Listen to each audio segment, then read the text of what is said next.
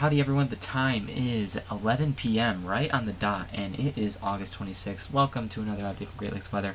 Hopefully you all are doing well on a day like today.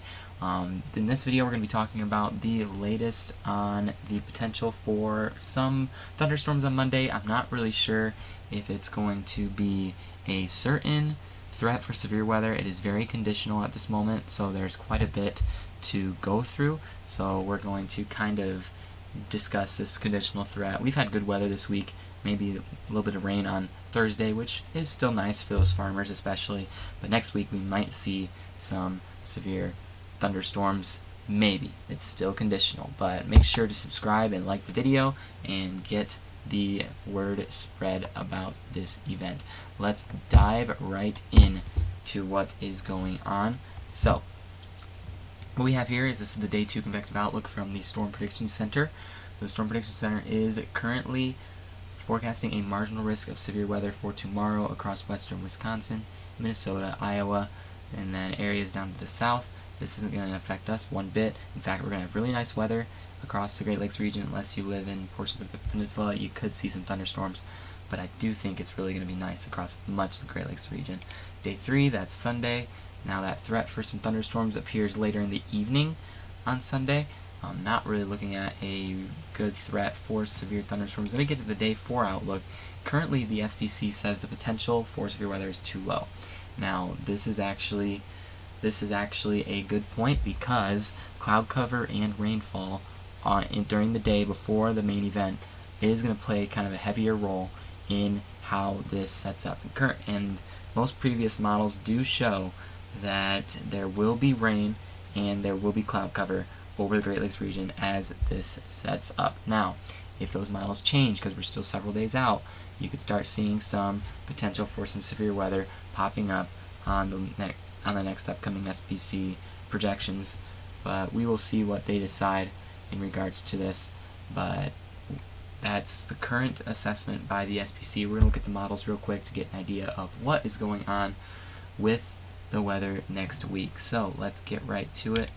So this is the ECMWF model, the Euro model, kind of just showing what exactly the temperatures are going to look like. It actually is going to get quite hot and humid. Today we had a really nice day. Today was high of 76 across where I live, and it didn't really get any hotter than that. And it was kind of a similar scenario across much of the Great Lakes region. Down farther south, you're in a little bit of warmer state with highs in the upper 80s, or feels like readings in the upper 80s. This is the heat index, so it's just what it feels like in the atmosphere. But if we go forward a little bit, you can really see all of the, well, how the temperature changes overnight, and then into Sunday, you can really see it's starting to build this ridge, or this warmer air mass starting to build in from the south. Now much of Indiana and then parts of Ohio are starting to get into some 80s here. Not really going to be still super humid on Saturday, especially north of Fort Wayne, so and north of Indianapolis. So it's still going to be kind of a more comfortable day. Sunday is when it really starts to heat up. You get the warm air mass really building in, and you get temperatures, or feels like temperatures, up in the 90s, okay? So you're going to have really warm, humid air in this region on Sunday. Particularly Sunday evening is when it's going to start to get quite warm, I guess you could say. So that's when the temperatures will really start to spike. And then as you continue, it still continues to be hot on Sunday, and then it gets into the mid-70s overnight, which is very humid. Well, it's a very high temperature for an overnight temperature, I guess you could say. That just shows you how humid it's going to be in the atmosphere. And then it heats back up again right prior to the storm development. You can see these areas where it suddenly drops from the 90s to 70s. That's where the ECMWF model is currently projecting storms to fire up on Monday. So Monday, this is at about 1 p.m. So it's early in the afternoon. These storms will start to initiate. Now let's take a look at the actual model, or at the actual radar that is projecting these storms to develop. So progressing eastward, you can see this is on Sunday. You got some scattered showers and thunderstorms developing across parts of the Great Lakes region, and Sunday is showing a little marginal severe potential, but I really don't expect it to be a very significant setup, and the SPC does not as well. This shows some potential thunderstorm development in a line, but not really showing much severe potential ahead of the line. So it's just going to be a line of some showers and thunderstorms potentially moving through. Photographs do show a little bit of curvature on them, indicating the potential for a tornado, but cloud bases are going to be elevated, indicating that tornadoes probably won't touch the ground. And really the main threat from this would be damaging winds, if any threat does crop up with these storms Monday morning. Now this is Monday morning. Storms are expected to begin to die out on Monday morning. They may make it to parts of Michigan, but they will quickly die out, as you can tell based on the next model run. This is at 7 a.m. Monday morning, according to the Euro model. It's going to be kind of a little bit more clear on the clearer side, not in terms of sunshine, but there is going to be cloud cover, but I mean in regards to thunderstorms. You have some rain showers developing at about, I'd say, 10 a.m. and then 1 p.m. There you go. You see that cluster of thunderstorms begin to initiate. You get a sounding from around here, showing once again marginals for potential Cape values are at 2200, instability in the atmosphere. No really curvature in the photographs, indicating next to no tornado potential, and higher cloud bases just showing, looking like more along the lines of general thunderstorms, especially with cloud cover and rainfall over the area. It's not really going to be able to crop up significant weather, but again, that could change with upcoming model runs. This model does show a bit more severe weather potential, lower cloud bases, a little curvature on the photograph here. Storm Slinky doesn't really show that setup you'd have for a supercell, but severe potential does appear later on in the evening across parts of lower Michigan. Indiana, or Ohio, you get that sounding still marginal severe ahead of that line that will develop initially at about 1 p.m. according to the Euro model. Now, not all the models agree on this little setup here. So we're going to look at the GFS and the NAM. The NAM is just out of the water. I don't think it's going to crop up to be something that I don't think it's going to verify one bit. So I think I'm going to stick with what the Euro and the GFS are also saying. But I want to freeze frame it on hour 72 when those storms initially develop at 1 p.m. on Monday. So we're going to pause it there, get a single frame image, and look at some severe weather dynamics here. So let's look at the Cape here. Most unstable Cape. Cape is going to be kind of displaced from this storm, so it's going to be set down in parts of Missouri, Kansas, where Cape value is going to be around 4,000. Dynamics won't be in place for that storm event there, it appears, but you do have some Cape ahead of the storms that are developing in the Great Lakes region. So Cape values of 2,000 as was shown. Cloud bases, again, I showed you with the initial line, cloud bases could be a little bit elevated, not really suitable for a strong tornado development or a strong tornado environment, and it's not going to be a strong tornado environment in any case with this setup.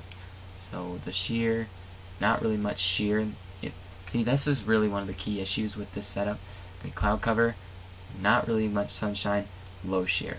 With the low shear, if you don't have that much shear, you're not really going to get as many storms of fire, because those differences in winds in the different levels of the atmosphere really do drive these storms. So if we get a sounding ahead of the main line developing at 1 p.m.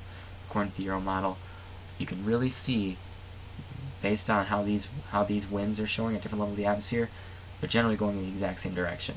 Because of that, I don't think this threat is going to be that significant. Okay, so the bulk shear is going to be very low. So if you have differences in winds at different layers, then it's something to pay attention to. Right now, it's not showing that according to this model run.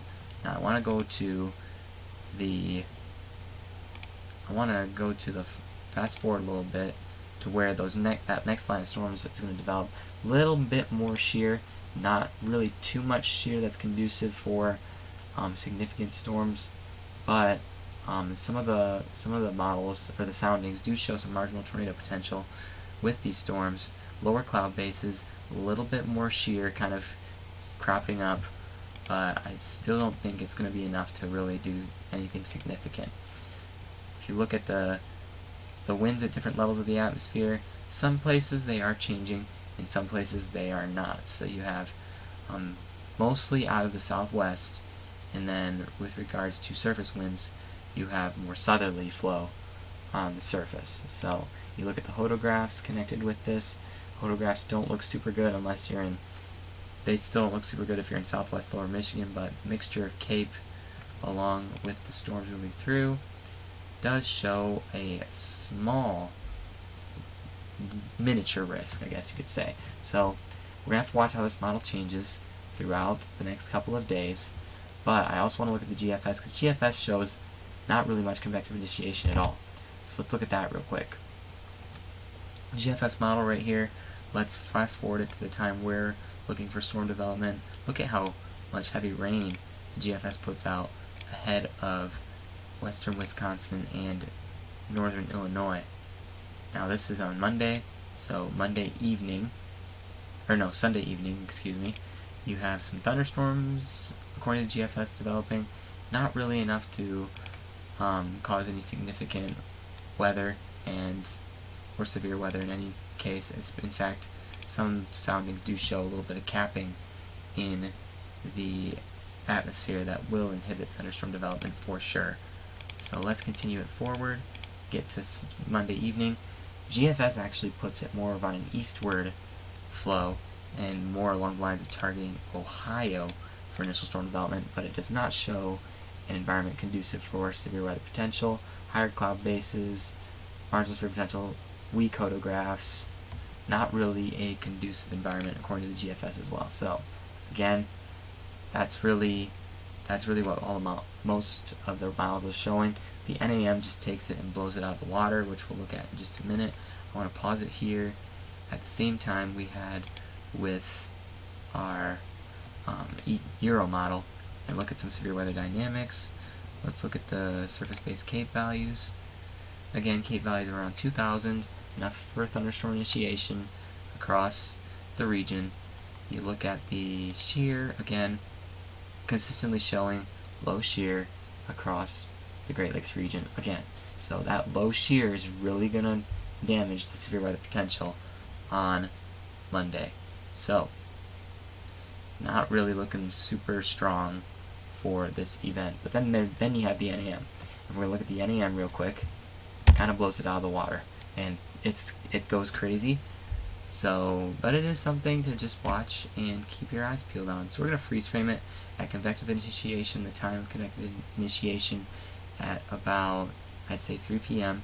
It actually places it right over lower Michigan, especially eastern Michigan in particular. You get a sounding from this.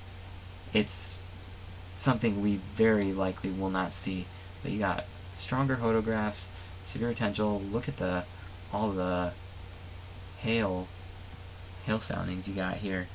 And then Cape values of 4,000. Now, I do think the NAM is taking a little bit of a crazy idea on this whole situation, so I don't really anticipate this to verify. But let's back it up real quick and take a look at some of the soundings that come out, as well as the severe weather dynamics. I do want to investigate that. So severe weather dynamics, let's look at the surface-based Cape values. Much higher than was shown on previous runs. So Cape values up to 4,000 across lower Michigan, enough for severe weather development. Shear is a key factor. Again, this model still does show lower shear, but it actually shows a much more northerly flow across parts of the Indiana, Ohio, and Michigan. So the northerly flow can really enhance that severe potential, because you've got a northwesterly flow interacting with a southwesterly flow, which at the lower levels, which can influence the development of storms and give more wind shear than was originally had before.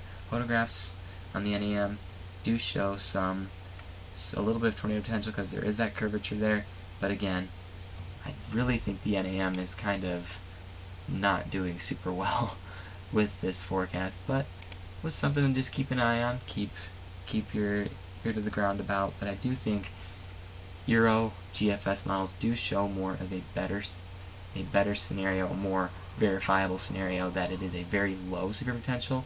And if something does crop up, which again chances do appear to be quite low for that, but if something does crop up, I will be chasing in southern eastern Michigan, in that general vicinity, and then maybe even get into parts of Indiana and Ohio if necessary. So stay tuned for that, and hopefully this video was helpful to you in getting some of this information out to you. Make sure to like if you like, subscribe, share it with your friends, make sure they're aware of it in the Great Lakes region, and stay tuned for more updates throughout the remainder of storm season. Thank you all so much, and enjoy the rest of your day.